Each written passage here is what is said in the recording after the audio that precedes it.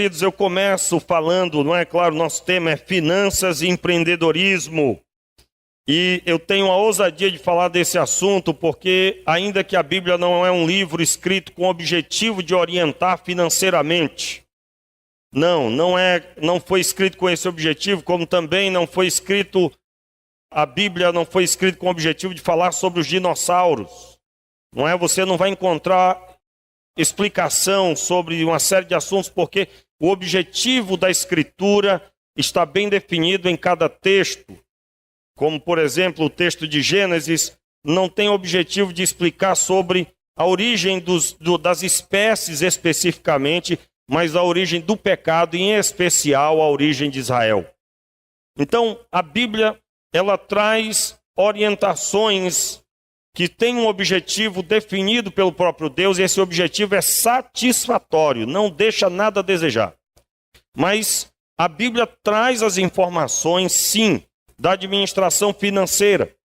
E eu quero, nessa manhã, primeiro continuar um pouco dentro da fala que eu já disse nas divulgações, nos últimos cultos. Nós temos, nos últimos tempos, um assunto falado bastante, que é o assunto da aposentadoria. Que idade a pessoa vai se aposentar ou não? O projeto está sendo discutido, apresentado, lido, e já está nos trâmites normais para se transformar em lei. Eu não vou entrar em detalhes sobre isso, até porque é muito material, muito assunto aí, e um assunto que pode nos tirar do foco. Mas o que é do nosso foco hoje é, primeiro, saber que a vida do ser humano mudou. Mudou desde quando? No Brasil, nós temos, no começo do século, dos anos de 1900, nós temos a expectativa de vida de 33,7, ou seja, quase 34 anos era a expectativa de vida. Ou seja, uma pessoa nascia e ela sabia, já podia contar que ela chegaria aos 30 anos. Hoje, falar isso seria um absurdo, não é?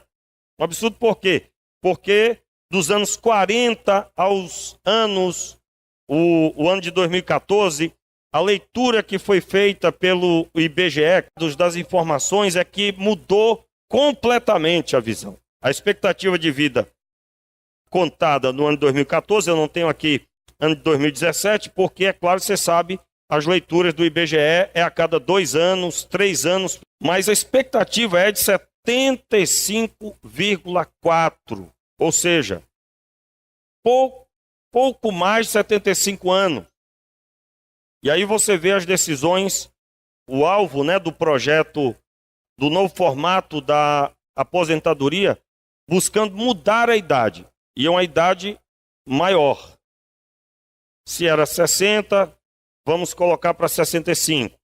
Se era 60, vamos colocar para 62. Aí as muitas propostas, e como eu disse, eu não quero que você leve à risca as informações atuais, porque o nosso foco é saber que você vai viver. A expectativa de vida no Brasil é de que a pessoa vai viver, sim, em sua maioria, até os 70 anos. Se todos chegaram aos 70 anos e a aposentadoria for decidida no final, aos 65, quantos anos você vai desfrutar da aposentadoria? 5 anos. Você pagou quanto tempo? Pela lógica, de uma forma geral, 30 anos. De uma forma geral. 30 anos pagando. Então veja como a conta é bem equilibrada. Você paga 30 anos e recebe 5. Não é? 30 anos pagando, recebe 5. Agora vamos dizer que no Brasil seja decidido então que seja para 68 anos. O governo tem uma conta para pagar daqueles que se aposentarem com a idade máxima, ou seja, só se aposentarem com 68 anos, por exemplo. Só um exemplo. Você vive até os 70. Quantos anos você recebeu? 2 anos. 2 anos. Em outras palavras, o sistema é um sistema já declarado problemático, para não dizer falido.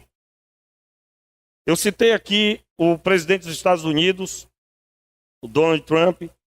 Ele, em 1987, ele lançou um livro o nome do livro é A América que Queremos. Eu procurei demais esse livro em português, só tem em inglês. Mas tem as partes do livro em português. E uma das falas dele, em 1987, era que a América não suportaria, os Estados Unidos da América não suportaria os aposentados, mais ou menos nesse período. Aqueles que se aposentariam no decorrer dos próximos, após 20 anos, os Estados Unidos não suportaria pagar essa conta. E ele prova isso, e não é só ele que falava isso na época. Vários economistas da época diziam que os Estados Unidos é um país rico com a falência declarada. Por quê? Porque a expectativa de vida aumenta, e tendo a expectativa de vida alta, tem muita gente para receber. E se tem muita gente para receber, quem paga a conta é o governo, e o governo vê a hora de que não conseguirá pagar essa conta. Isso em 1987, a visão dele lá na frente.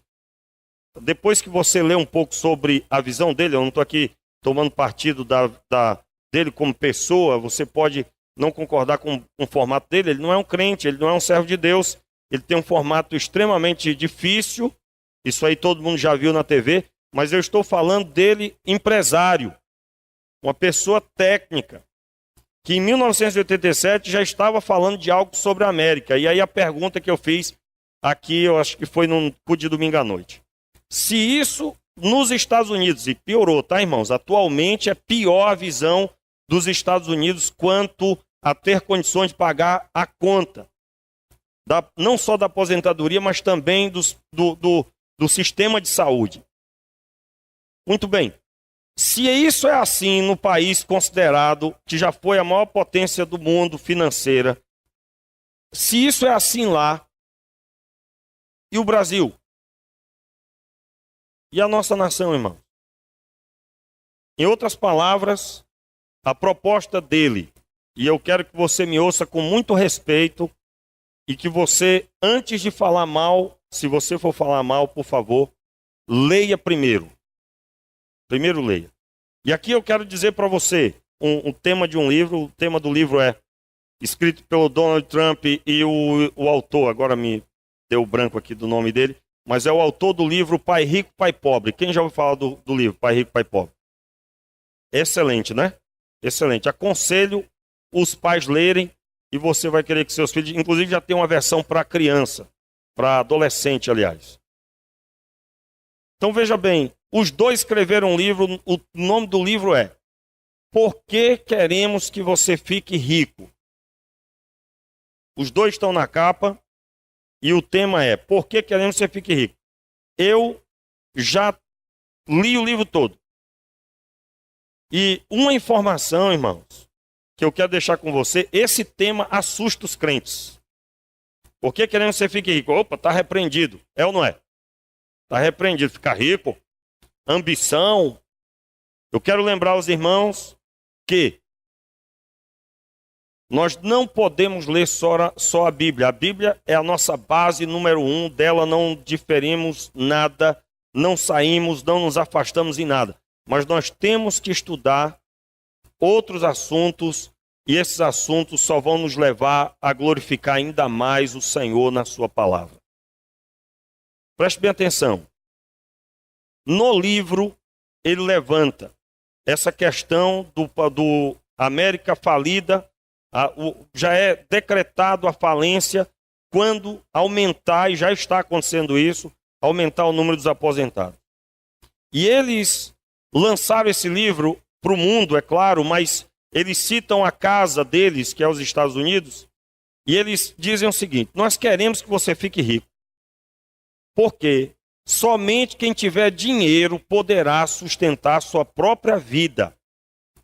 Aí você passa a amar o livro. Porque o propósito não é aquilo que o tema declara quando a gente lê. Por que queremos que você fique rico? A pessoa lembra logo do quê, irmãos? Nós estamos aqui em Angra. Alguém num iate, né? Alguém numa praia só para ele ali e tal, põe a casa dele lá. A gente imagina isso. Mas a visão do livro visa salvar as pessoas. De quê?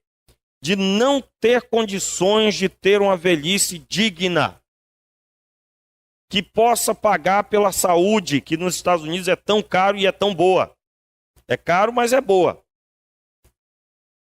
Principalmente plano dentário, né? Para você tratar dos dentes dos Estados Unidos, eu já ouvi falar de americano que vem no Brasil fazer isso. Aproveitou que vinha numa viagem missionária e fez tratamento. Irmãos, a visão dele é que uma pessoa deve buscar dar a volta por cima e não confiar no Estado. E eu digo a você que essa é a visão ótima para a igreja. Aliás, irmãos, a visão de Estado é um problema, de confiar no Estado. Isso não existe na Bíblia. Não existe na Bíblia, irmão. Do mesmo jeito que namoro não existe na Bíblia, não existe na Bíblia confiar no Estado. Não existe. Como assim não existe? Quando Deus falou com Abraão, Deus falou para Abraão para sair da sua terra, da sua parentela e da casa do seu pai. Nem na cidade ele morou. Quanto mais receber algum benefício do governo local. Só para você visualizar, preste atenção, porque isso é muito importante para você entender. Nós já nascemos num sistema e para se desvencilhar dele é difícil, irmão. O que eu estou pregando aqui hoje pela manhã é objeto de reflexão já de anos. Anos. E eu digo a você que eu cheguei à conclusão de que eu não queria aceitar algumas coisas. Isso é um grande empecilho, porque nós somos duros de coração e não sabemos e nem aceitamos que somos. Não, isso aí não vai ser assim, não. E paga para ver, irmãos. E no final não vai poder pagar. Não vai poder pagar. E eu quero com você, eu não vou dizer provar na Bíblia, porque eu sei que o Espírito Santo é suficiente para poder conduzir você. E não é um debate onde você é do contra. Todo mundo aqui se sujeita à vontade de Deus, sua palavra. Amém, irmão? Mas eu falo no sentido de lutar contra esse coração difícil que nós temos. E é todo mundo. Porque eu já nasci num sistema. Qual é o sistema? Qual é o projeto de vida da pessoa, irmão? É que nem o sonho americano. Eu estou citando o sonho americano só para deixar claro o seguinte. Se lá já está difícil, e nós, não é? Se lá o negócio já está sendo anunciado que o negócio é sério. E nós, irmão? E aí você entende por que o presidente de lá quer tirar os imigrantes. Por quê? Porque ele tem que olhar para o americano e dizer, vocês vão começar a fazer esse serviço, rapaz. Nós vamos falir. Nós não temos dinheiro. Aí você passa a entender um pouco. Pastor, o senhor está a favor dele? Não, irmãos, eu estou falando de projeto, de negócio. E aliás, uma das visões dele é o seguinte: político não funciona. Não funciona. Essa visão também é do empresário prefeito de São Paulo. Procure saber sobre o João Dória. Procure saber, procure ouvir o que ele tem a dizer. Irmãos, que Deus abençoe, que ele dê certo lá, que não se corrompa, e que Deus abençoe, que a coisa prospere, se você me entende bem. Não é? Por quê? Por que político não funciona? Porque o político de carreira, ele só tem um compromisso de fazer o nome dele do que ele está fazendo nos 4 anos que ele vai fazer. E se você conversar com qualquer pessoa, qualquer administrador, qualquer pessoa, basta você ver a história. Eu tenho lá na minha casa uma edição especial da revista Exame, capa de luxo, aonde foi colocado ali a história da indústria brasileira. E você não vai encontrar uma indústria brasileira que foi feita em 4 anos. Todas as indústrias, todas elas, irmão, do aço ao agronegócio, é 30 anos. Qual político vai poder ficar 30 anos? Nenhum. Então ele tem um compromisso nos 4 anos dele. E ele vai querer fazer chover do chão para cima. Mas se administrativamente não é possível, não quero saber, eu quero saber do meu nome. É desse jeito. E é por isso, e eu estou falando porque eu li a respeito. O Donald Trump, ele descobriu, olha, eu já sei como é que eu vou mudar o negócio. eu vou ficar rico, eu vou ficar bilionário. Quando eu ficar bilionário, eu vou para a política. Mas sem precisar do dinheiro que eles estão acostumados. Eu não preciso de dinheiro. Aí eu vou poder mexer de forma empresarial. Essa é a solução para qualquer governo. Como assim? Se tem que fazer o saneamento, vai fazer o saneamento. Irmãos, eu não estou dando aplausos porque tem o seu lado ruim, que é o tempo da ditadura. Mas no tempo da ditadura foi quando foi decidido fazer a Transamazônica. Nenhum presidente teria decidido. Por quê? O projeto da Transamazônica seria para pelo menos 20 anos. E o político, principalmente o nosso tempo, ele vai querer fazer chover do chão para cima para poder marcar o nome dele. E nenhuma coisa séria é feita de uma hora para outra e em 4 anos. Irmãos, quantos estão entendendo o que eu estou dizendo aqui? Em nome de Jesus. Nenhuma coisa séria. E aí eu quero dizer para você que rala todo dia e que olha para a realidade e diz assim, meu Deus do céu, o que eu consegui nesse ano? Meu irmão, uma vida, construir alguma coisa leva muitos anos mesmo. É isso mesmo. Apenas você está rodeado de tanta ilusão que a gente fica assim pensando, meu Deus, eu acho que eu não estou errado, né? Tem tanta ilusão por aí, tá certo? Então, eu quero com essa fala abrir esse assunto de hoje, dizendo, você não pode esperar do governo. Você não pode esperar do Estado. Até porque, biblicamente, quando a gente fala assim, eu confio em Deus, mas está olhando para o INSS. Confia em Deus, mas está esperando que o governo faça uma saúde melhor no município, no estado.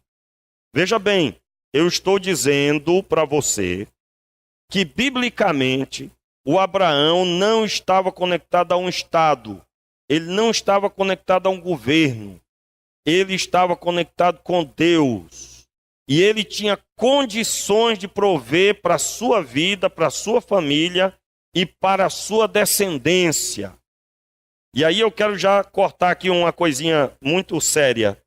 Nós precisamos voltar à ideia de ter para a posteridade. Ah, mas esse menino valoriza não, pastor. Os seus vão valorizar porque você vai ensinar para eles o Senhor Jesus é Deus. E eles vão ter Jesus na vida deles e o Senhor vai governar a vida deles e eles vão valorizar sim, porque ele não ama o dinheiro, mas ama o Senhor. E amando o Senhor, eles vão produzir para a glória de Deus. Tá certo? Posso ouvir um amém aí, irmão? Então, entenda bem, quando eu digo não confiar no Estado, eu estou dizendo, você não pode viver esperando, eu estou pagando, Tanto é, irmãos, que aqueles que vão se aposentar, por exemplo, por nunca ter contribuído, aí vai ser só por idade. Qual é o salário, irmãos? Salário mínimo. Dá para sobreviver com salário mínimo? Saiu agora, irmãos, uma nota de um órgão que fiscaliza a perda do salário mínimo. Eu ouvi que o salário mínimo no Brasil tinha que passar de R$2.000 para uma pessoa poder dizer, eu estou vivendo equilibradamente. 2.000, 2.300 e alguma coisa. Um salário mínimo para ser pago para a pessoa. Que é isso, pastor? Sim, senhor. Só para você ver como a situação, ela deveria ser, mas não é possível. Não é possível. Então, mais do que nunca, eu acredito que está aprovado. Eu assistia aquele programa Conta Corrente num canal interessante de notícia e eu ouvi de um economista. Isso aí que estão decidindo agora, você esquece, porque vai vir outro e vai mudar, porque não vai resolver. E realmente é isso, irmão. Não vai resolver. Então nós temos que nos preparar para a velhice. Precisamos. Ah, mas se eu morrer amanhã? Se você está se preparando para a velhice, você vai estar ensinando isso para os seus filhos. E eles não vão morrer amanhã. Pela lógica de idade. Então não é só você que está no ambiente? É aqueles que estão te observando, tem você como modelo, tem você como exemplo. Então, em nome de Jesus, ouça essa palavra. E eu começo agora, abra sua Bíblia aí, no texto de Gênesis, capítulo 2. Alguns textos eu vou só citar porque o tempo não vai permitir, mas Gênesis capítulo 2, eu quero começar com você, trazendo a primeira informação importante que nós precisamos ter. Primeiro, nós precisamos entender o fundamento da suficiência. O fundamento da suficiência, irmãos. Gênesis 2, versículo 8 e 9. Ora, plantou o Senhor Deus um jardim no Éden, ao oriente, pôs ali o homem que tinha formado. E o Senhor Deus fez brotar da terra toda espécie de árvore agradável à vista e boa para a comida, bem como a árvore da vida no meio do jardim, a árvore do conhecimento do bem e do mal. Logo em seguida, o versículo 16, ordenou o Senhor Deus ao homem, dizendo, de toda a árvore do jardim comerás livremente. Aí o verso 17 vem a proibição somente de uma, que era a árvore da ciência do bem e do mal. Esse texto declara que Deus criou um ambiente para o homem ter comida, sustento. Logo após o verso 10 em diante, você encontra a distribuição da água, Deus colocando os rios e tudo mais. Então esse era o jardim do Éden. Deus criou um ambiente para o homem sobreviver, o homem ter suficiência. O que é a suficiência, irmãos? A suficiência para você hoje. A suficiência para você hoje é o que você está precisando pagar hoje. Se você tiver, você tem o suficiente. Suficiência, a raiz da palavra é o que é, em outras palavras, suficiente para você. O que é suficiente? Então, o que é suficiente para o empresário? Pode ser milhões, para ele pagar as contas dele, milhões. Se ele tiver os milhões, então ele tem suficiência. Aqui eu já quero deixar claro para você, a palavra suficiência, ela define o que nós chamamos do jardim do Éden, ou da prosperidade. Prosperidade não na visão de prosperidade que você conhece da teologia da prosperidade. Teologia da prosperidade diz que você vai ter sem limite e tal, e que você vai ser rico e não tem outro caminho. E que tem que ser rico. Não, nós não estamos pregando isso, nós não estamos pregando isso. Mas nós estamos dizendo que Deus criou o homem para ele ter suficiência. Para Adão, irmãos, ele tinha que pagar a conta de luz? Não. Ele tinha que comer. A vida estava começando. Deus deu condições ou não deu? Deu condições. O contexto de vida muda lá na frente. Nós vamos ver isso. Mas no contexto de Adão, Deus deu tudo para ele à mão. Então a suficiência para uma pessoa pode ser um emprego. Ela ganha um salário mínimo, mas é um jovem, mora com os pais. Então esse um salário mínimo é suficiente para a vida dele. Você tem 10 filhos, o que é suficiente para você? Condições para sustentar os 10 filhos. Não encontra quem tenha, né? Hoje em dia. Depois que inventaram TV, então, não é não, irmãos, é dinheiro mesmo. Pode acreditar que o negócio é sério, não é? Mas, basicamente, isso é suficiência. Pastor, e onde é que está escrito isso? Nós vamos ler já já, mas antes, esse entendimento. Deus criou o Jardim do Éden, irmão.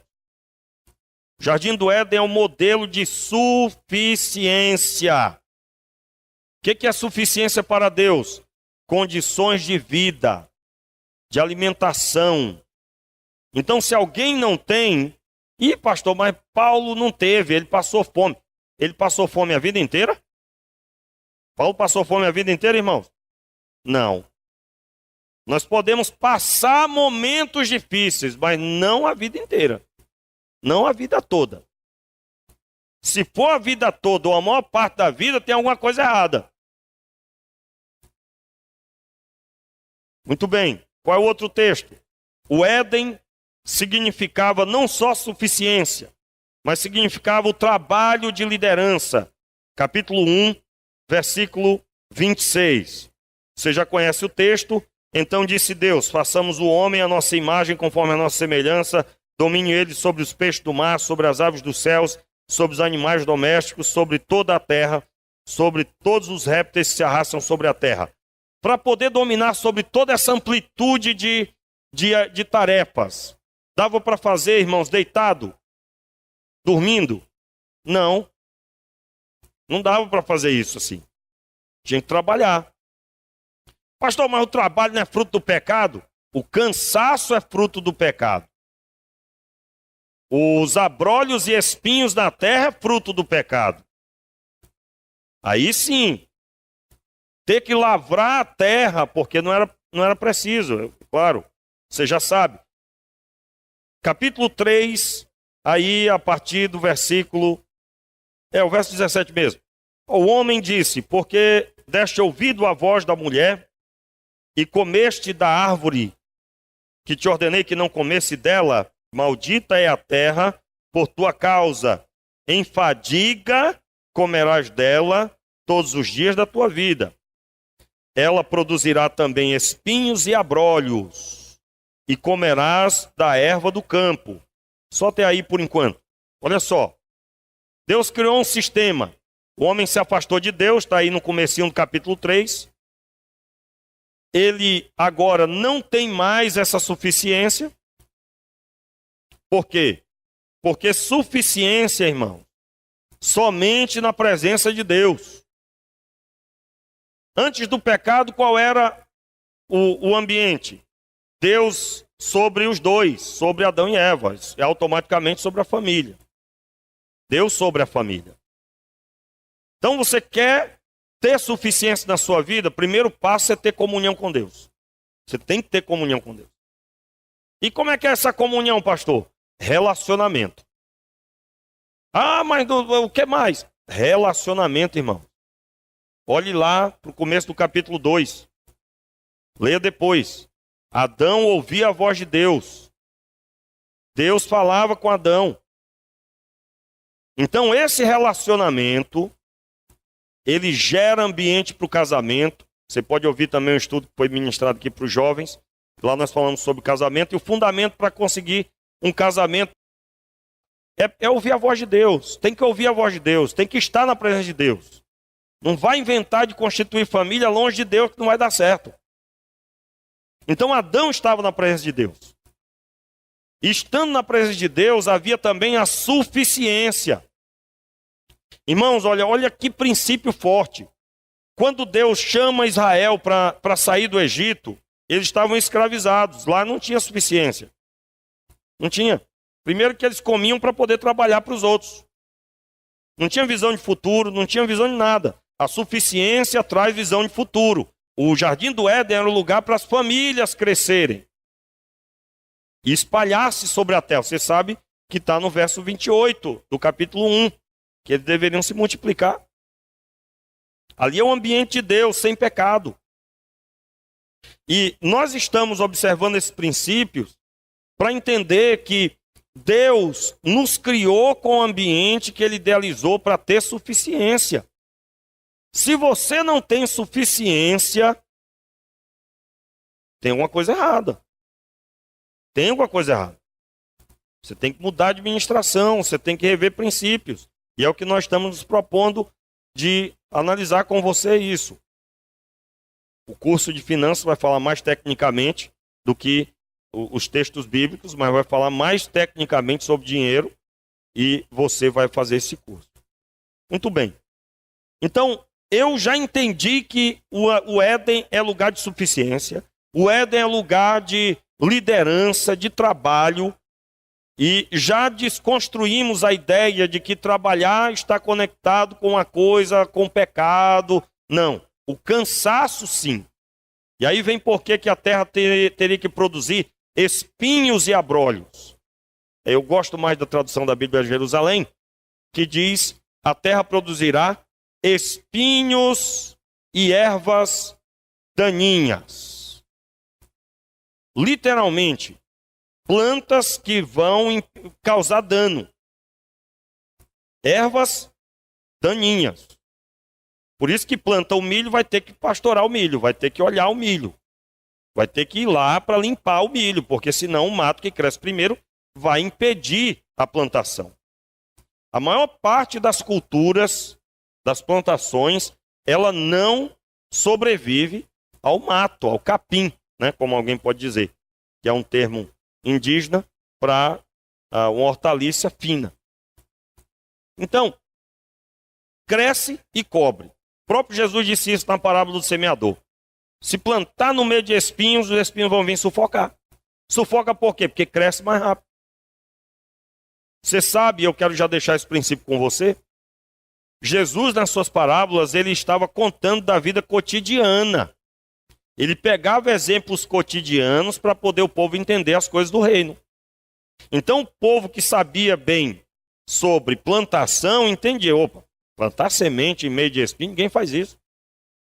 Tem que limpar a terra primeiro, que é a terra boa que se deu o fruto. Muito bem. Então, eu já entendi que eu tenho que ter suficiência, e nós não estamos falando de ter da forma inadequada, você já entendeu bem.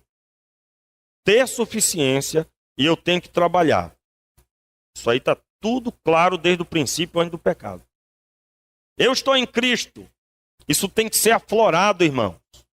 O contrário do que se vê no passado, o que se viu no passado. No passado era mais forte isso. Ser crente parecia que agora tinha que esperar a volta de Cristo. Pelo menos lá no meu estado era mais forte no passado. Isso lá. Não sei como é que era aqui há 20 anos atrás. Mas você ouvia pessoas dizendo, vou guardar dinheiro para quê? Jesus vai voltar a qualquer hora. Vou trabalhar tanto para quê? Jesus está voltando. Então a pessoa no entendimento inadequado, ele vai voltar e vai me encontrar em plena atitude que ele mesmo ordenou. E aí, irmãos, acontece o que você vê hoje. Quem trabalha muito é considerado louco, e quem trabalha pouco é considerado um abençoado. Será possível um negócio desse? Tem uma coisa errada nisso aí. Ah, tem. Então, qual é o princípio que eu aprendo aqui? Eu tenho suficiência? Se não, eu tenho que buscar entender a restauração disso. Eu trabalho com o objetivo de obedecer a Deus, conforme Ele mesmo instituiu? Se não, você está tendo explicação da falta da suficiência.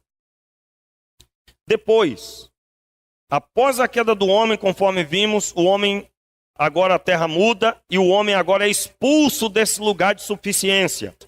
Capítulo 3 de Gênesis, versículo 22. Disse o Senhor Deus, o homem agora se tornou como um de nós, conhecendo o bem e o mal. Assim, para que não estenda a sua mão e tome também da árvore da vida, e coma e viva eternamente. O Senhor Deus, pois, o lançou fora do jardim do Éden, para lavrar a terra de que fora tomado. Lançou fora da onde? Do jardim. Então ele foi lançado fora do ambiente de suficiência. Por quê? Porque ele se afastou de Deus. Ele se afastando de Deus, não tendo mais comunhão com Deus, ele agora passou a ter o seu próprio caminho, e o caminho de trevas, porque não tem mais a luz de Deus. Ele não poderia mais estar naquele lugar. Então, ao contrário do que se pensa, andar com Deus significa ter suficiência. Irmãos, a suficiência no Novo Testamento está onde? Abra sua Bíblia aí em 2 Coríntios, capítulo 9. Suficiência. 2 Coríntios, capítulo 9, a partir do verso 5. Nós lemos no Antigo Testamento. Claro, o Antigo Testamento é riquíssimo. Antes de lermos o texto, nós poderíamos observar a suficiência na restauração da comunhão. Acabou ali no Jardim do Éden, para Adão e Eva. Mas essa suficiência se renova quando? Quando Noé anda com Deus. Visão de futuro. A família permanece porque anda com Deus. Na pessoa de Noé. Na vida de Abraão, da mesma forma. O povo sai da visão, volta para a visão para andar com Deus. Ainda que fosse no deserto, mas tinha pão para comer. O que o pessoal precisava? O que o povo de Israel precisava no deserto, irmão? Comida e água. Deus deu ou não deu? Isso chama-se o quê? Suficiência. Em toda a Bíblia, quando é que eles perderam a suficiência? Quando adoraram outros deuses e adoraram repetidas vezes, até que eles foram levados cativos para a Babilônia. E aí perderam a suficiência. Qual era a suficiência? Estar em sua própria terra, debaixo da bênção de Deus, com suas plantações. Suficiência. Novo Testamento, antes de lermos aqui a 2 Coríntios. Novo Testamento, você olha para a vida de Jesus. Jesus estava trabalhando, irmãos? Jesus trabalhava no trabalho secular, provavelmente na sua juventude. Provavelmente, claro que sim. E alguns dizem que era como carpinteiro. Não se tem essa informação ao certo, pela lógica, certamente.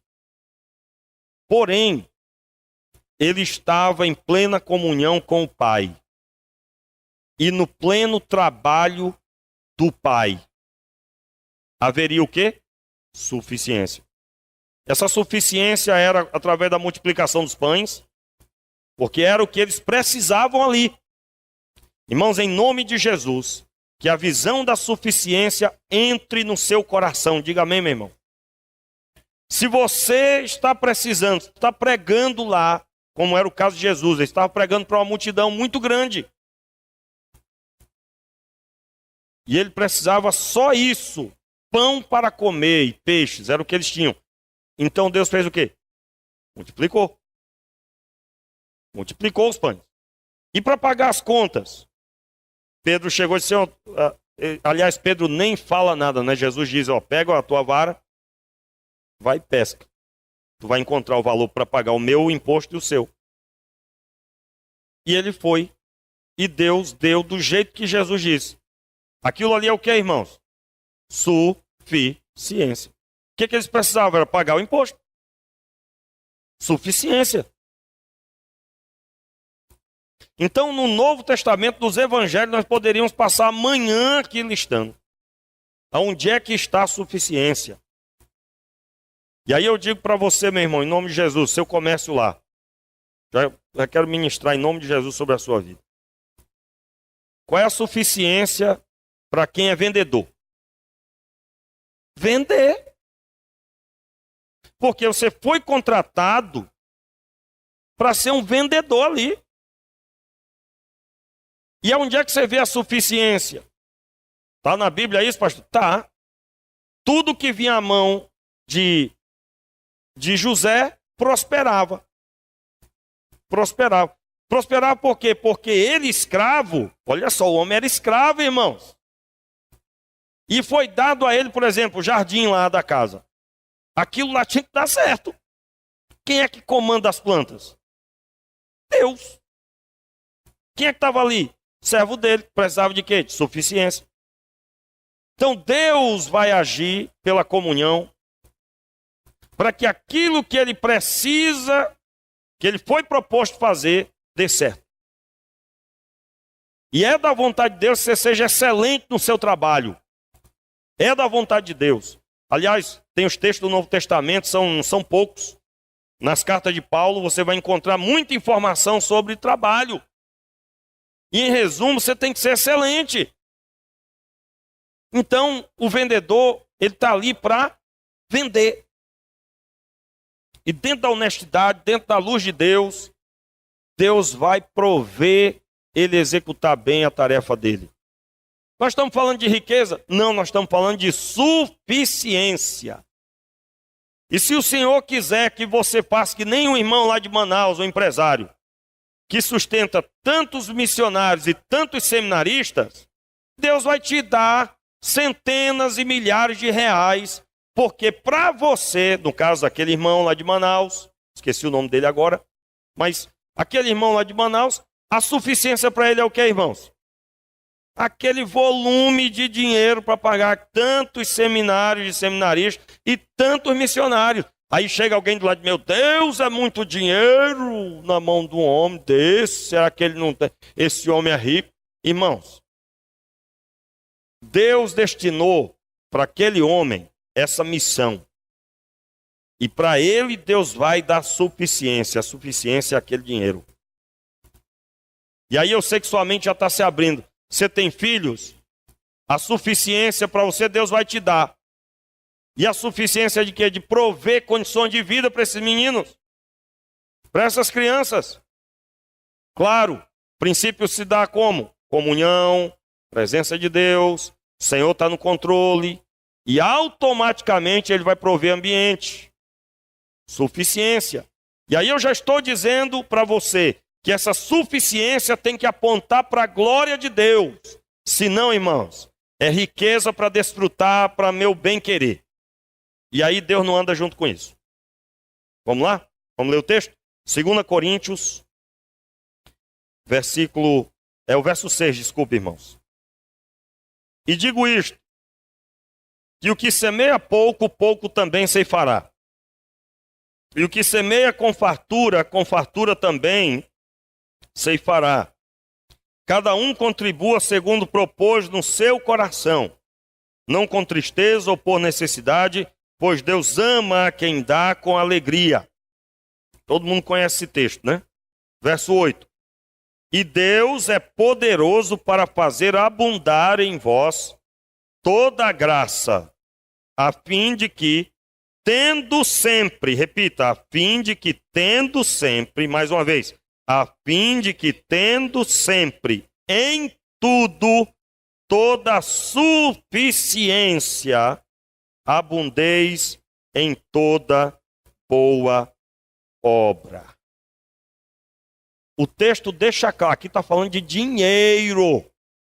É dinheiro, viu, irmãos? Dinheiro.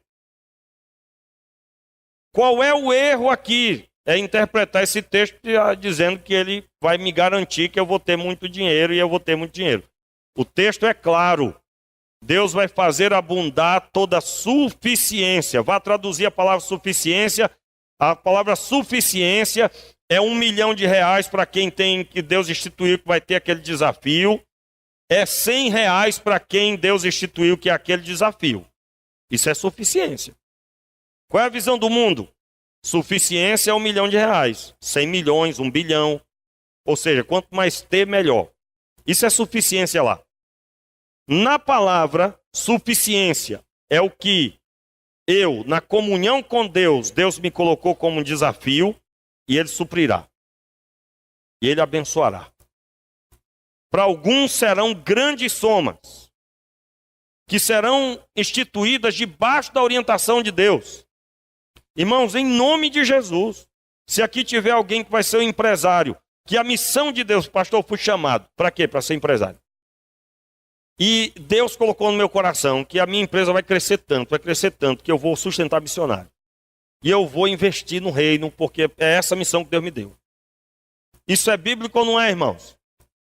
De acordo com esse texto e muitos outros, é a riqueza que Deus vai dar a essa pessoa. Ela tem um objetivo que aponta para o próprio Deus. Quando é que é a doença? Quando eu estou à procura de riqueza para ficar numa rede tomando a limonada. Ou seja, é uma expressão para dizer, a pessoa quer para si. Aí eu pergunto, a vida dela é para o louvor da glória do Pai? Nunca. Ah, eu estou aqui adorando a Deus, olha que vitorioso eu sou. Tem nada a ver com Deus, Deus passou longe desse princípio. O princípio bíblico é, eu fui abençoado, e eu fui abençoado para abençoar. E Deus não abençoa. Esse é o ambiente bíblico do Jardim do Éden. Está aqui a suficiência, coisa linda que eu tenho. Mas eu tenho a coisa mais bonita que é a comunhão com Deus, que soma com tudo isso. E isso tudo é administrado para a glória do Pai. Amém, querido? Em nome de Jesus. Então Deus abençoa propósito, princípio, o entendimento do fundamento da utilização do dinheiro. que nós estamos falando aqui de suficiência. Suficiência. Eu vi ontem no Confra Jovem, eu tenho acompanhado com a minha família, com a minha esposa, mas que coisa extraordinária aquele vídeo sobre o chamado. No vídeo que foi mostrado, foi encenado o julgamento, como se fosse um julgamento muito bem feito. E aquela pessoa que no vídeo simbolizava como se fosse o Senhor Jesus, chamava de um por um para ser julgado. E chamava assim, evangelista fulano de tal.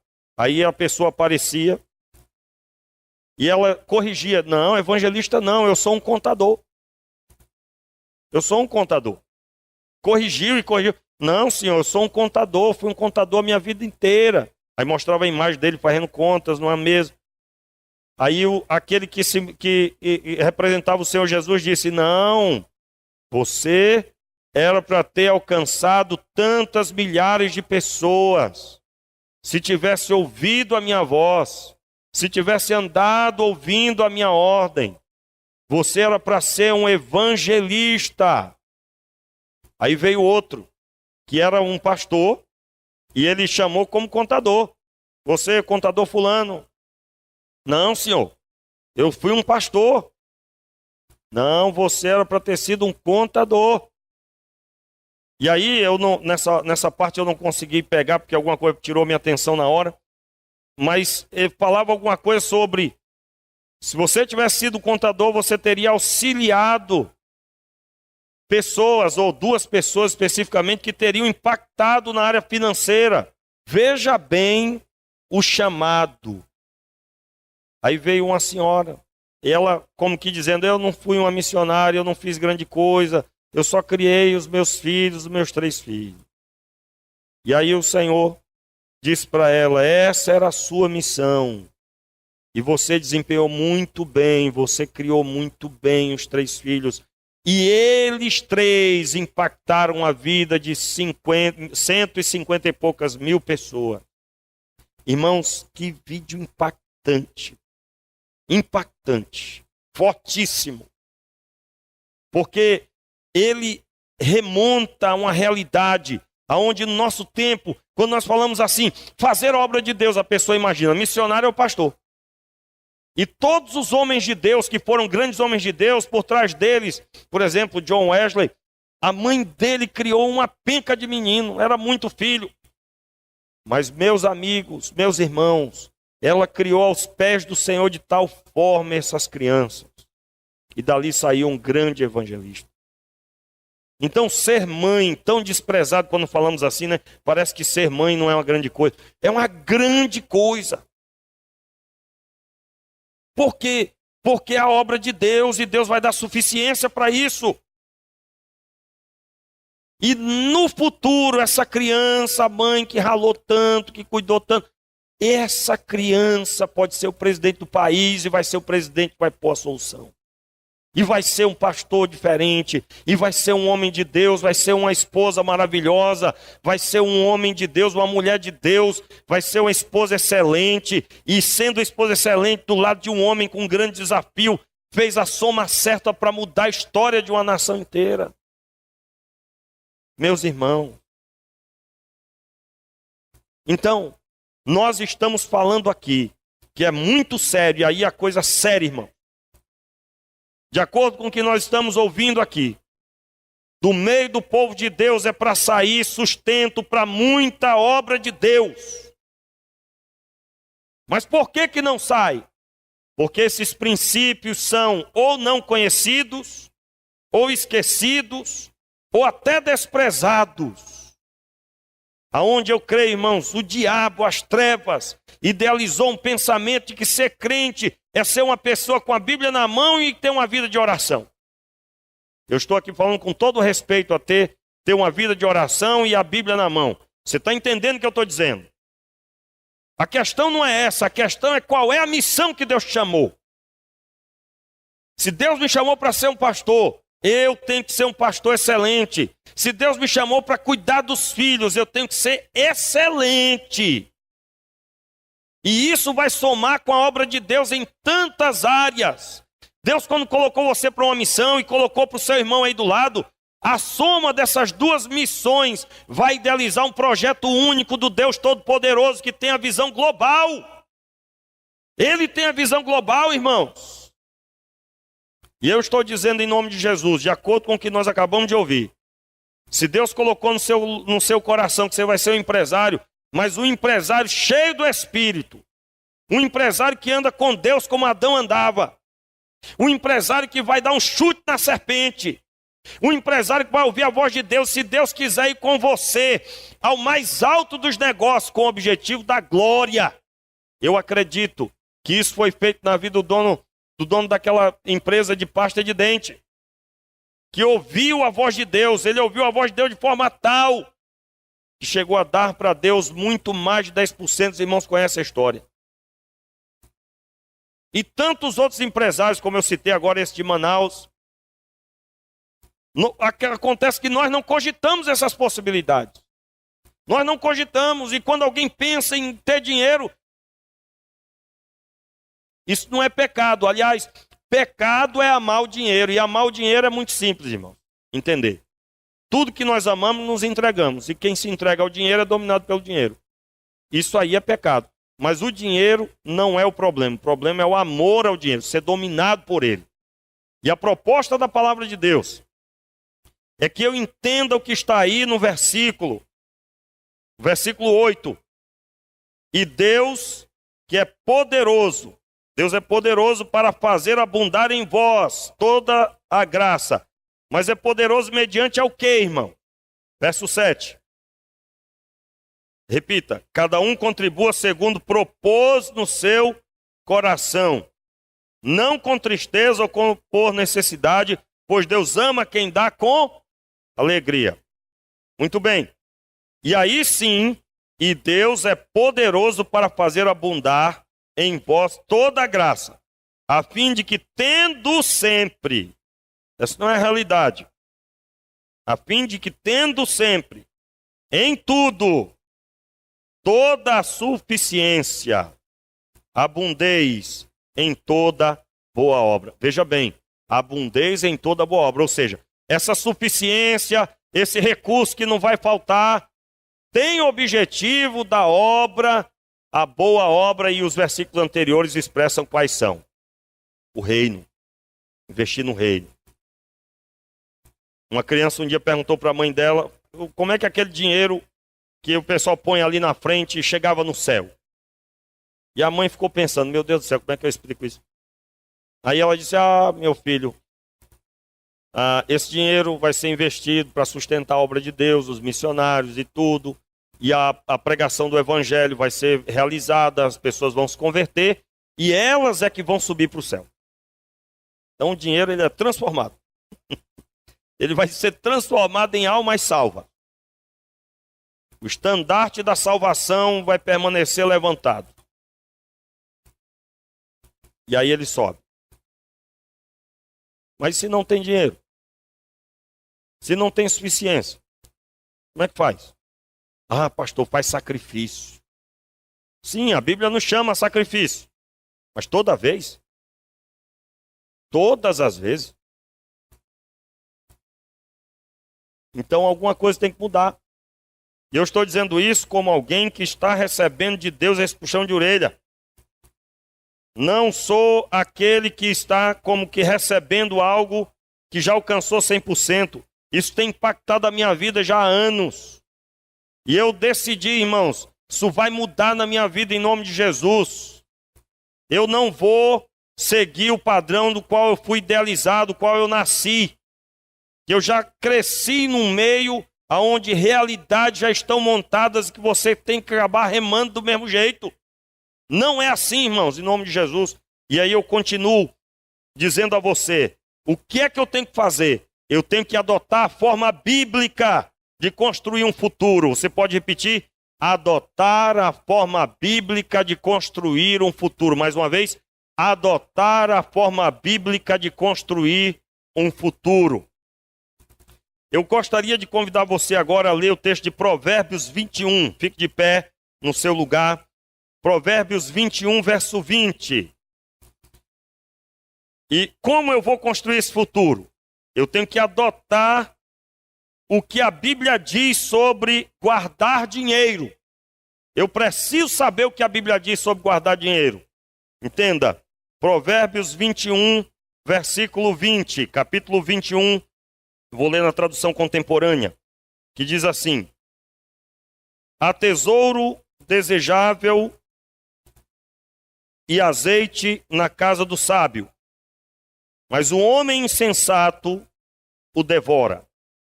Há tesouro desejável e azeite na casa do sábio, mas o homem insensato o devora. Na tradução linguagem de hoje, diz assim: o homem sensato tem o suficiente. Se quiser colocar aí a tradução linguagem de hoje. O homem sensato tem o suficiente para viver na riqueza e na fartura. Mas o insensato não, porque gasta tudo o que ganha. Na tradução linguagem de hoje, que é uma forma de usar o palavreado atual, para explicar o que diz a linguagem utilizada pela corrigida e atualizada, e tantas outras traduções, que é: o homem sensato tem azeite, não é?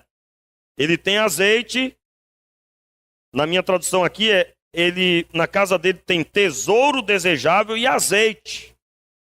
Mas o insensato devora tudo. O que seria devorar? Acaba com tudo, não fica nada. Que é a mesma coisa da linguagem de hoje. Na linguagem de hoje o homem sensato tem o suficiente para viver na riqueza e na fartura. Mas o insensato não, porque gasta tudo o que ganha. Agora veja bem, irmãos, esse texto está onde? Está no texto de Provérbios, palavra de Deus, e está citando que a pessoa sensata. O que é uma pessoa sensata? Vamos agora usar o que nós acabamos de estudar. Uma pessoa que olha para Deus e vê Deus como foco de tudo, que caminha com Deus, que tem a vida equilibrada no Senhor, e que vai ouvir que tem que trabalhar, e que tem que ter suficiência. E que a suficiência para alguns pode ser chamada riqueza para outros, porque o volume é alto. Mas ele vai ter na casa dele tesouro desejável e vai ter azeite. O azeite era uma moeda de troca, caríssima. O azeite era uma moeda de troca e um presente belíssimo. E aí é citado como na casa dele tem azeite. Então aí eu pergunto a você: a linguagem de gasta tudo que tem é ou não é o que a maioria aprendeu? Sim ou não? Gastar tudo que tem, tudo que ganha. Mas a visão que a maioria recebeu é do que, irmãos? Eu ganho R$1.000 e gasto quanto? 1.200. Essa é a palavra certa. A maioria, irmãos, vamos admitir. Ganha R$1.000, gasta 2.000. Ganha R$1.000, gasta 1.500. Ganha R$1.000, gasta 1.800, pastor. Quase só acertou. Gasta isso aí. É ou não é o que nós recebemos? É o que nós recebemos. A maioria das pessoas cresceu vendo isso. Cresceu vendo a antecipação do prazer na área financeira. O que é chamado na área, né, de finanças? O que é chamado esse assunto? É antecipar o prazer. É comprar para pagar depois. Eu antecipei. Eu trouxe uma coisa que eu teria que juntar o dinheiro, 6 meses, eu trouxe para agora, para esse momento, para poder então desfrutar desse prazer. Irmãos, nós temos que sair disso. Será difícil? Somente. Será muito difícil. Mas não será impossível. E se fosse impossível, Deus nos daria graça. O que eu quero dizer é: a Bíblia diz ou não diz que isso está errado? Diz ou não diz, irmãos? Eu posso então visualizar o meu salário. Ih, pastor, não tenho nem salário, estou desempregado. Meu irmão, então receba agora, porque receber uma informação dessa, sem dinheiro, pelo menos te evita de você estar dizendo, como eu já ouvi, né? Eu ministrava o curso de noivos uma vez para um casal, nem da igreja era, eles pediram para me fazer o casamento deles, não eram nem crentes. E depois do curso de finanças, nós temos um material que eles assistiram, Inteligência Financeira para Vencer na Vida, 3 DVDs. Quando eles voltaram depois de assistir os DVDs, eles disseram: pastor, nós descobrimos que poderíamos ter economizado R$7.000 do que gastamos para o casamento. Gastamos e agora não volta mais. Aí eu fiquei feliz, porque eu digo: poxa, alcançamos êxito. Porque eles descobriram que organizavam de forma inadequada. Então o que eu tenho que fazer? Eu tenho que buscar conhecer sobre o assunto. E aí, no planejamento que nós fizemos para esse curso, o curso de finanças começa agora. A base bíblica está vindo agora. Nós vamos fechar o assunto sobre multiplicação de recursos depois do curso, porque quem fizer o curso vai entender uma série de coisas e vai poder entender muito mais os textos. Nós vamos citar sobre multiplicação da riqueza que Deus dá, do dinheiro que Deus dá na sua mão. É bíblico ou não é? É bíblico, irmão. É bíblico. Então, primeiro princípio que eu tenho que entender, que gastar tudo que ganha é contra o ensinamento da Bíblia. E aí você vai entender que tem aquela pessoa que você conhece, humildezinha, que conseguiu construir a casa, mas pode acreditar, meu irmão, que essa pessoa tomou decisões sem ler esse texto. Ela tomou decisões: eu vou construir essa casa, também não posso gastar, eu vou juntar o dinheiro. Ela fez alguma coisa, focou naquilo, e ela estava cumprindo princípios. Veja bem, nós estamos numa geração tão estragada, mas tão estragada. Eu estou falando de uma geração, de uma forma geral, tão estragada. Se você tivesse hoje ganhando um salário de R$10.000, nessa visão, se você não, né? Em nome de Jesus. Outras pessoas, você está vacinado. Se outras pessoas, se alguém que você conhece lá, não tem esse conhecimento, ganhasse 10.000, gastaria quanto? 15.000. Então a quantidade de dinheiro não determina, mas a visão que a pessoa tem. Então não importa se ganha muito ou se ganha pouco. A questão é aprender os princípios. E um dos princípios mais fortes que nós temos que quebrar é essa história de que o que ganha, gasta. Isso aí, irmãos, é forte em quase todos os lares. E por favor, eu duvido que você não tenha ouvido na sua família alguma coisa parecida. Não digo nem ouvir, mas ver. E aqui, irmãos, vem um princípio fortíssimo. Abra sua Bíblia aí rapidamente. Por que guardar o dinheiro? Provérbios 6, versículo 6, marque aí na sua Bíblia, eu vou ler. Preguiçoso, aprenda uma lição com a formiga. Ela não tem líder, nem chefe, nem governador, mas guarda comida no verão, preparando-se para o inverno. Verso 9 agora. Preguiçoso, até quando você vai ficar deitado? Quando vai se levantar? Então o preguiçoso diz: vou dormir somente mais um pouquinho, vou cruzar os braços e descansar mais um pouco. Mas enquanto ele dorme, a pobreza o atacará como um ladrão armado. Eu quero lembrar aqui, irmãos, quero observar com você o finalzinho aí, ó. A pobreza o atacará como um ladrão armado. Veja bem, se ele ficou dormindo e não trabalhou, ele não ganhou. Mas as contas param de chegar? Não. E esse ladrão armado é o custo de vida dele. Chegou e levou o que ele não tinha.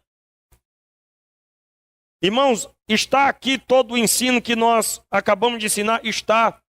Quando a Bíblia diz, vai ter com a formiga, está dizendo, você não está mais no jardim do Éden. Só tinha que estender a mão. Se você plantar, o mato vai crescer e vai engolir. Você tem que trabalhar. E você vai ter com a formiga. Você vai aprender com a formiga. O que a formiga faz, irmãos? Ela come o pão no verão e no período do inverno, ela guardou para isso.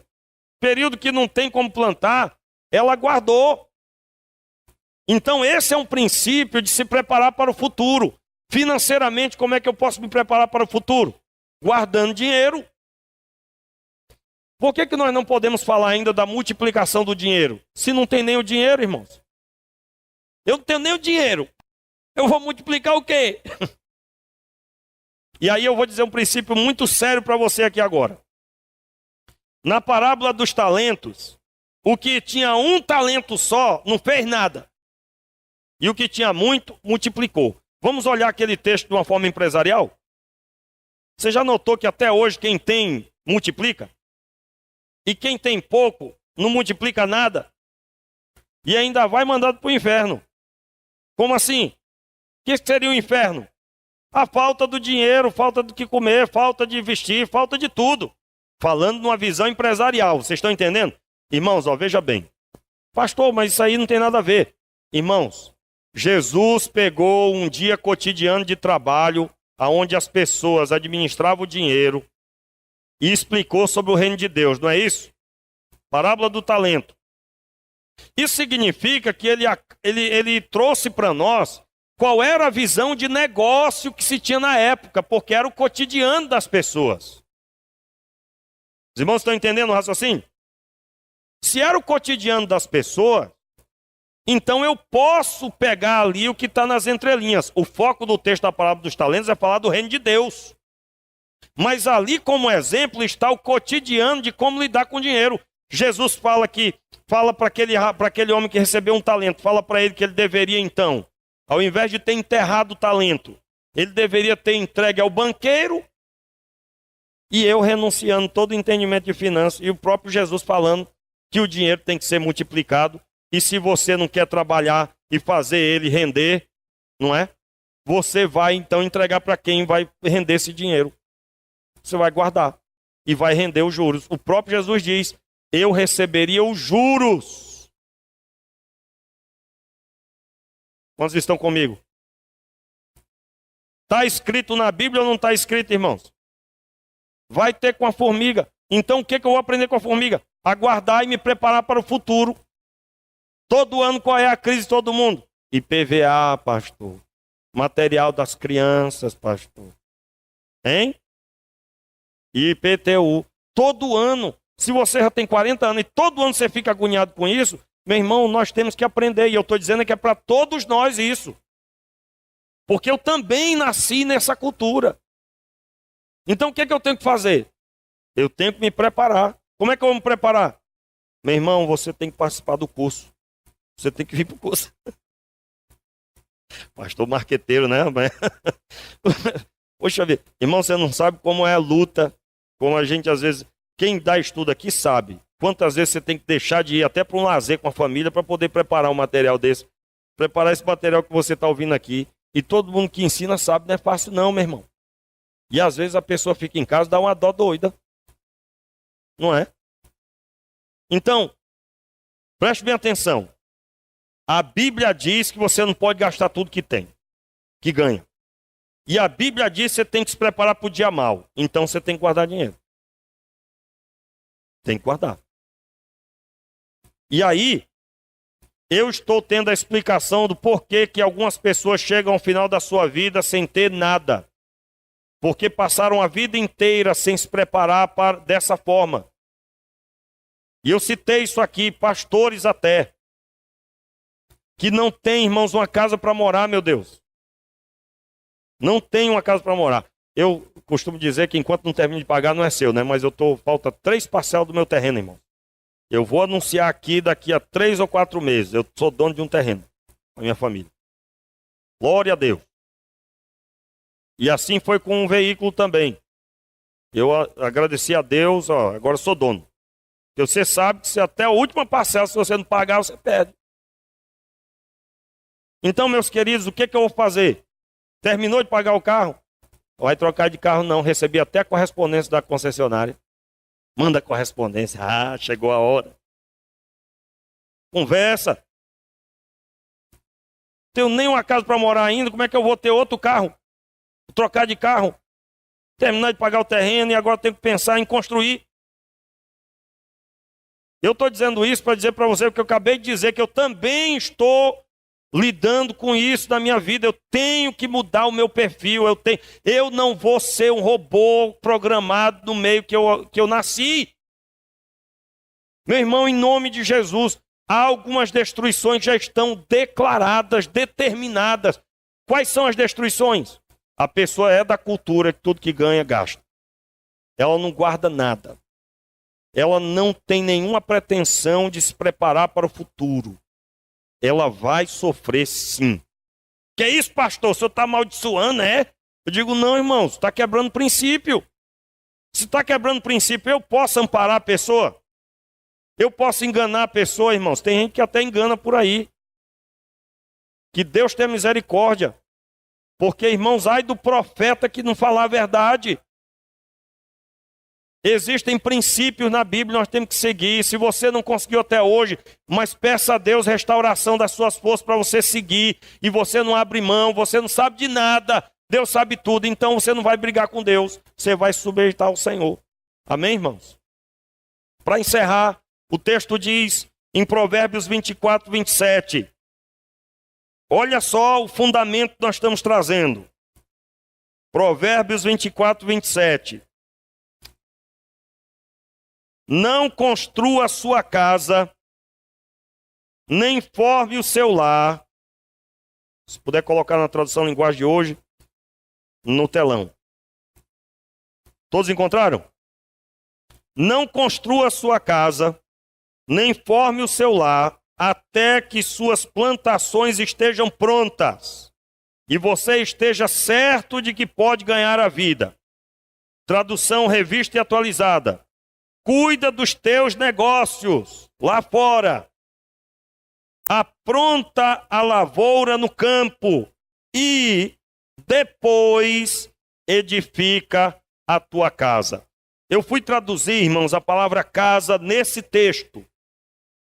A palavra baiote, que significa membros no mesmo lar. Ou seja, casa aqui não é construção, edificação, prédio, mas é família. E aí, irmãos, aí agora o negócio pega aqui. Porque eu vou mexer com o emocional seu. E por causa desse emocional, muita gente repudia o que eu vou dizer agora. Como assim emocional? A pessoa visualiza ele morrendo de amores pela esposa, e aí ele repudia o que eu vou falar agora. A maior parte do nosso povo, e eu estou me incluindo, casou sem ter plantação nenhuma, tinha o trabalho, mas não tinha nada guardado, não tinha nada preparado para casar. É ou não é verdade? Ou foi só eu, irmão? Vou ficar com uma vergonha doida aqui. Hein? E pastor, é só o senhor lá no Acre, ainda mais, né? Lá longe. Irmãos, a maior parte, você ouve história da pessoa que diz assim, eu me casei, eu tinha 2 pratos, 2 colheres. Quem aqui ouviu essas histórias já? Eita, rapaz, irmãos. Biblicamente, eu posso adotar esse perfil? Por que eu disse que esse princípio não é aceito em muitos lugares? Porque mexe com o emocional de muita gente. A pessoa visualiza seus pais, mas meus pais são tão lutadores. Aí o pastor está falando isso aí, mas ele não conhece meus pais. Irmãos, não é nada pessoal. Nós não podemos, pela nossa realidade de vida, pelo nosso emocional, porque teve muito amor ali naquela união. Nós não estamos falando sobre isso. Não há nada pessoal, você não estava cometendo um pecado, mas você estava quebrando um princípio. O que é que nós estamos aí vendo hoje acontecer? Pior, irmãos, está pior. Antes a pessoa ainda saía, como foi o meu caso, eu não fui para casa dentro dos meus pais, eu fui, aluguei uma casa e já tinha o suficiente para morar. Mas a casa não era minha, não tinha terreno, não tinha nada, tinha um sustento pouquinho da igreja, que eu era tempo integral na congregação. Aliás, nesse período eu já estava até trabalhando para somar, porque era um recurso pouquinho. Muito bem. Mas hoje está pior. Hoje a pessoa casa e vai para dentro da casa dos pais. Está pior por quê? Porque ela entende que o pai vai ajudar. Os seus pais lá, que tinham só uma colher e 2 pratos e 2 colheres, eles ralaram para construir um ambiente. Às vezes fizeram até uma taperazinha, um negócio simples para morar, mas moraram no que era deles e aí foi. E a coisa está piorando cada vez mais. É ou não é? E ai do papai se não arcar. Vai ficar chateado, me ama não? Irmãos, biblicamente, qual é a visão que eu tenho que adotar? Eu preciso adotar a visão de que eu tenho que ter plantação. que eu tenho que ter condições. E aí eu encerro aqui dizendo para você. No Antigo Testamento, não deu tempo de colocar isso tudo, nem daria tempo aqui no nosso horário, vamos deixar isso para outra oportunidade. Aí eu entendo o dote no Antigo Testamento. Você sabe que biblicamente tinha dote, está lá na lei de Moisés. Está escrito lá que tinha que ter o dote. Sabe qual é o maior princípio do dote, irmãos? Estou colocando aqui no nosso palavreado, lá não é dote o nome, né? Mas tinha que apresentar um valor para apresentar para o pai da menina. O dote anunciava que essa pessoa já tinha cumprido esse texto. O que é que o texto diz, irmãos? O texto diz que você não deve, não pode constituir família sem primeiro você estabelecer que as suas plantações estão em plena produção. Então, se a pessoa não tem condições de apresentar o dote, que era lá alguns bois, que era um valor, que era uma propriedade, ele estava anunciando que ele não tinha condições de quê? De sustentar essa pessoa que ele agora ia constituir família com ela e os seus filhos. Por que Deus deu tanta riqueza para Abraão? Abraão, ele resolveu o seu problema. Quando sua esposa morreu, ofereceram para ele um terreno, que ele aceitou? Não, não posso, não vou querer nada que não tenha pago por ele. Outro princípio que comprova isso. Outro texto, aliás, comprova isso. O templo foi Deus que mandou ou não foi, irmãos, construir? O templo de Salomão. Deus mandou construir ou não mandou? Sim ou não? Mandou. Deixou Davi construir? Não. Participou ou não participou? Participou. Como? Provendo muito ouro, muita madeira, muita prata. Salomão, quando foi construir, irmãos, começou a construir logo? Não. Primeiro foi reunir todo o material e quem ia fazer. Para começar a construção. Aí eu estou acrescentando no raciocínio. A pessoa se casa, ela não tem plantações, ela não tem nenhuma reserva, ela não se preparou, não aprendeu isso. Aí ela tem que construir. Ela tem que construir, tem que fazer, tem que acontecer, tem que pagar a escola, tem que fazer isso, tem que pagar material de escola, se não tem condição de pagar a escola, mas vai ter que comprar material, ainda que seja pouco, mas tem que comprar, porque o colégio não dá o material, lugar nenhum. Aí ele vai ter que agora sustentar sua família, construir sua casa, pagar o terreno. Vai conseguir, irmãos? Mas pastor, eu sou lutador, Deus vai me abençoar. Meu querido, e esses princípios? Se você já fez, o que você vai fazer agora é recebê-los para se preparar para a sua velhice. E você vai ensinar os seus filhos. E nós passamos a adotar isso aqui para a igreja. Porque constituía-se a mesma coisa como igreja. Primeiro, fazia a obra sem ter o dinheiro para pagar o material e ficava crendo que Deus ia mandar o dinheiro. Você pode até ir contra o que eu estou dizendo. Não, pastor, mas aí é obra de Deus, Deus sustenta. Irmão, nós tomamos uma decisão. O que nós queremos que o povo aprenda, nós temos que viver. Nós temos que viver. E é como eu estou dizendo aqui desde o começo, toda essa informação, ela luta contra, ela vai contra o que nós aprendemos. O que nós aprendemos é que primeiro faz, depois Deus dá um jeito. Eu estou falando besteira, irmãos? Na vida pessoal, a pessoa não leva em consideração sua emoção, a emoção, o sentimento que tem pela moça, o alvo que é a família. E aí vem um monte de problemas que sufocam essa pessoa e ela talvez está atribuindo já que Deus abandonou. E Deus, irmãos, ensinou tudo isso na Escritura. Eu tenho buscado no decorrer do tempo na vida dos jovens ensinar isso. Já teve jovem aqui dizendo, pastor, eu tenho que me casar. Eu digo, meu filho, você tem que trabalhar dia e noite. Você tem que ter condições. Então, meus irmãos, eu digo a você que tem muita gente que entra perturbada às vezes na igreja. Mas perturbado porque está com um monte de problema que não era para ter. Não era. Sofrimentos que não era para passar. E aí, como eu disse, e eu estou já no final. Eu citei aqui a construção do templo. O templo do Senhor, irmão, só foi construído depois que tinha todo o material. O texto está ensinando que a pessoa tem que se preparar para aquilo que ela vai fazer. E no nosso próximo estudo eu vou começar lendo esse texto, que é o texto de Lucas 14, 28 ao 32, você pode ler em casa. O Senhor Jesus diz assim: pois qual de vós, pretendendo construir uma torre, não se assenta primeiro para calcular a despesa e verifica se tem os meios para concluir?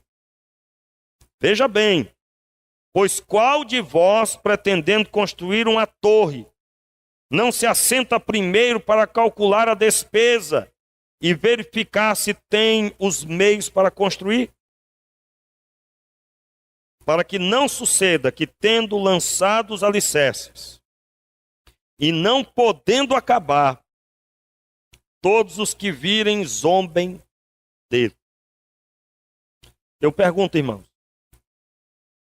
Aliás, mais uma vez, Jesus está citando um texto bíblico com o objetivo de falar do reino de Deus, mas usando o cotidiano. Pode estudar isso depois. O cotidiano, sabe qual era? Coisa mais comum em Israel. Fazer o cálculo antes de construir. Ver se eu tenho dinheiro. Se eu não tenho, então agora eu tenho uma meta. Eu vou alcançar esse valor. É isso que nós crescemos aprendendo na igreja, irmãos. Eu nunca ouvi dos meus pastores esse ensino que vocês estão recebendo. E eu não estou diminuindo eles e aumentando, dignificando a minha pessoa, não. Porque você sabe, eu tenho um pensamento de que se nós pregamos aqui, do jeito que Deus quer, todo mundo tem que fazer assim, porque todo mundo é filho de Deus. Todo mundo é pastor e tem que levar a sério e tem que buscar de Deus a revelação, o entendimento, a iluminação, né? É isso que eu quero dizer. E o que nós estamos falando é para trazer uma visão de que tem que mudar. Se vai demorar 5 anos, 10 anos para sair da cultura errada para a cultura de Deus, nós vamos fazer isso. Eu estou fazendo na minha vida. E eu estou convocando você para fazer na sua. E aí, irmãos, o assunto contribuir para a obra de Deus, conforme 2 Coríntios, vai ser diferente. Esse não é o nosso foco, mas é o foco de Deus. Como assim não é o nosso foco? Eu não estou dando esse ensino visando você dar mais para Deus. Como que querendo aqui para o cofre, vamos dizer assim, para o ganho, né? Local.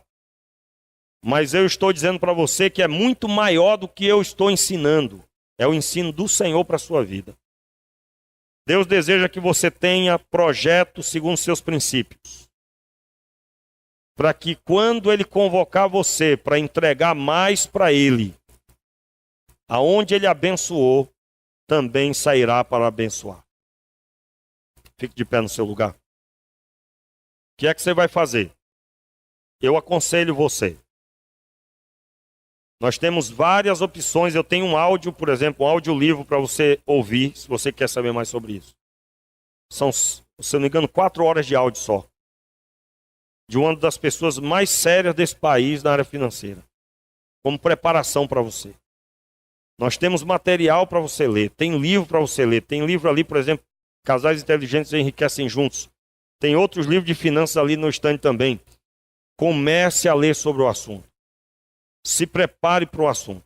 Na nossa próxima palestra, que será só depois do curso, no dia 14, nós vamos ver o fundamento bíblico para a multiplicação do recurso que Deus nos deu.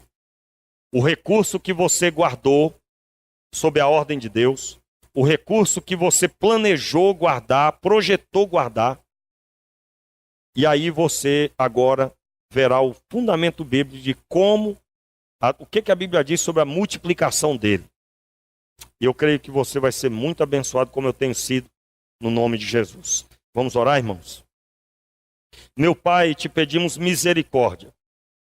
Eu te peço, Senhor, que o Senhor mude a nossa história e que a nossa vida venha apontar para a glória do Pai e que os problemas financeiros que nós montamos pela nossa própria desobediência ou falta de conhecimento, isso seja, Senhor, sanado, resolvido, aplanado, Senhor.